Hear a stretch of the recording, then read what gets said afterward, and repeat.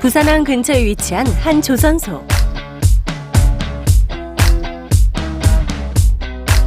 한 해 평균 부산항으로 입항하는 선박이 무려 28,000여 척이라는 사실 놀랍지 않나요? 이 모든 선박들이 정기적으로 꼭 만나야 하는 사람이 있습니다.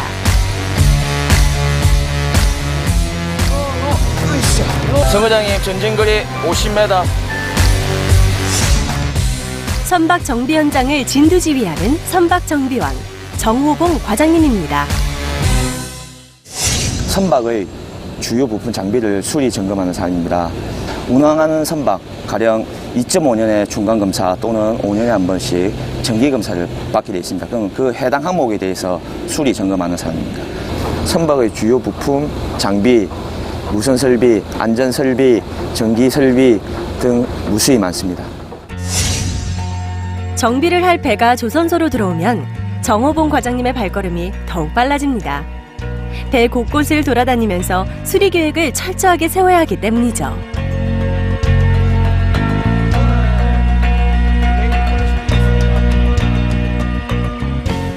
이것이 돌아감으로 해서 배가 움직입니다. 그러면 저 부분에 마모가 되는 부분을 우리가 계측하기 위해서 지금 작업을 하고 있습니다. 그럼 계측하기 위해서 저게 보호해놓은 것들을 하나씩 풀어내는 작업을 하고 있습니다.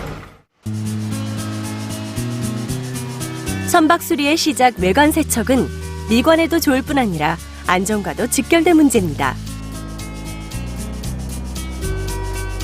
또 바쁜 걸음을 재촉하는 정호봉 과장님. 그를 따라 내려간 곳은 선박의 심장 기관실입니다. 엔진 점검은 긴장 속에서 부품 하나하나 확인하는 작업이 계속됩니다. 이러한 선박 정비원들의 노고로 거친 바다와 싸우는 선박이 안전하게 항해할 수 있죠. 이게 이제 메인 엔진실입니다. 엔진룸입니다. 흔히 말하는 배의 기관실 심장부죠. 메인 엔진이 이제 결국 말하면 사람으로 치면은 심장이다 보니까 그 부분을 이제 정비를 계속 이제 바다에 나가서 그때 수리가 안 되지 않습니까? 소소한 것들은 수리가 가능하지만 전체적인 정비는 다 못합니다. 그래서 배들이 2년 반마다 또는 5년마다 왔을 때 중간검사나 정기검사 올 때 자체적으로 그다음에 룰에서 정하는 범위가 있습니다. 그래서 그 범위에 따라서 저희가 계측하고 정비하고 있는 일을 계속하고 있는 거죠. 행동은 신속하되 섬세한 작업을 빈틈없이 해내는 선박 정비원이 되기 위해서는 어떤 교육 과정을 거쳐야 할까요? 특별한 교육기관이나 특별한 교육과정은 없습니다.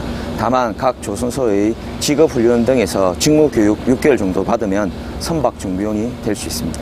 선박정비원이 되기 위해서 반드시 통과해야 되는 면허시험은 없습니다. 다만 직무를 효율적으로 전문적으로 수행하기 위해서는 관련 자격증을 따두시는 게 좋습니다. 관련 자격증으로는 기계, 전기, 무선, 안전, 용접 관련 자격증을 따두시면 유리합니다. 정기 점검할 선박이 들어오면 가장 먼저 선주와 회의를 하여 정비할 곳을 정합니다.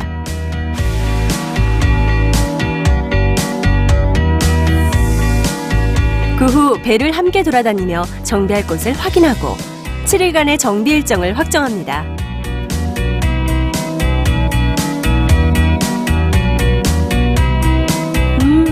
그런데 벽에 걸린 이 복잡하고 어려운 도면은 도대체 뭘 뜻하는 걸까요?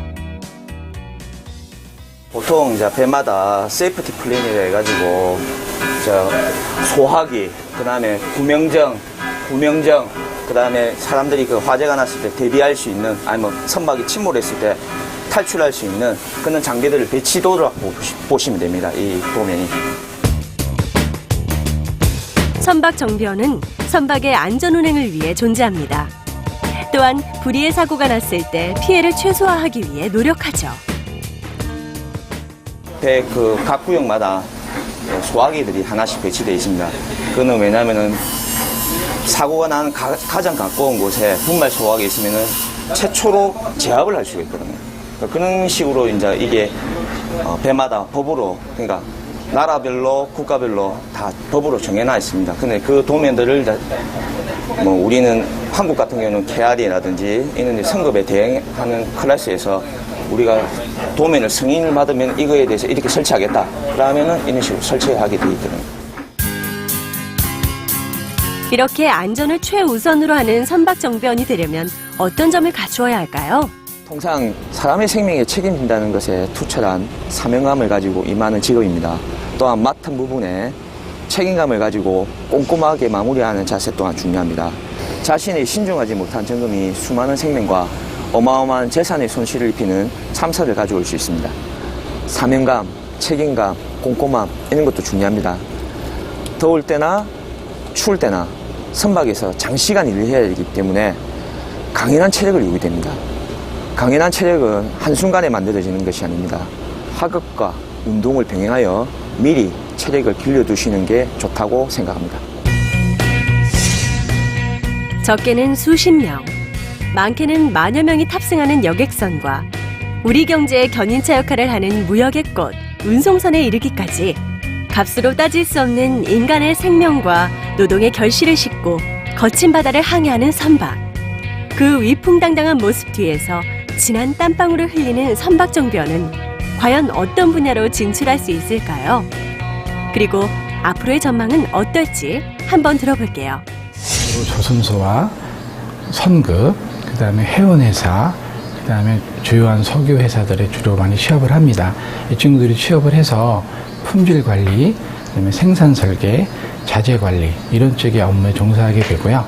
이런 쪽의 업무에 종사하다가 자기가 경력을 쌓게 되면은 글로벌하게 세계로 진출해서 자기의 분야에서 일할 수 있는 기회를 많이 얻을 수 있습니다.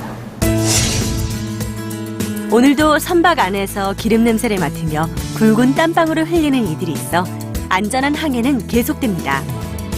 조선강국의 숨은 공신, 선박 정비원입니다. 배 한 척을 정비하는 데 동원되는 인력이 몇 명인지 혹시 아십니까? 무려 100여 명이라고 합니다. 선박의 검사 항목들을 철두철미하게 정비하고 연료나 오일 같은 보급품을 점검하는 사람, 바로 선박 정비원입니다. 선박 정비원이 되는데 특별히 학력 조건이 필요하지는 않습니다. 기계 관련 공업계 고등학교 또는 대학의 기계과, 기계공학과, 메카트로닉스 공학과, 해양공학과 등의 관련 학과를 졸업하면 선박 정비원이 되는데 유리합니다. 또한 용접산업기사, 용접기능장, 용접기술사, 기계조립기능사, 기계조립산업기사, 동력기계 정비기능사와 같은 자격증을 취득하면 업무를 수행하는 데 많은 도움이 됩니다. 그리고 선박 정비 훈련 기관에서 시행하는 선박 기관 정비 과정을 6개월에서 12개월 이수하여 선박 정비원이 되는 방법도 있습니다. 선박 사고는 자동차 사고에 비해 많은 물자나 인원이 한꺼번에 수송되고 피할 곳이 없는 바다 한가운데서 일어나는 경우가 많기 때문에 그 피해가 더욱 큽니다. 그만큼 사고를 미연에 방지할 수 있는 선박 정비원의 역할이 중요합니다. 따라서 선박 정비원은 책임감과 사명감을 가지고 맡은 임무를 빈틈없이 철저하게 수행해낼 능력을 갖추어야 합니다. 선박 정비원의 인력 수요는 여객 및 화물 수송량에 큰 영향을 받습니다. 해양수산부의 발표에 따르면 2013년 상반기 여객 수송 실적이 전년 대비 11% 증가하였고 지난 10년간 여객선 이용이 꾸준히 증가해 왔음을 알 수 있습니다. 또한 각종 국제 행사를 유치하여 활발하게 개최하고 있어 선박 분야는 매년 성장세를 유지하고 있습니다. 따라서 선박 정비원의 인력 수요는 계속 증가할 것으로 예상됩니다. 기름 냄새를 맡으며 구슬땀을 흘린 이들이 있어 선박은 오늘도 무사히 바다를 가릅니다. 선박의 생명을 연장시키고 안전한 항해를 책임지는 보이지 않는 힘, 선박 정비원에 도전해 보십시오.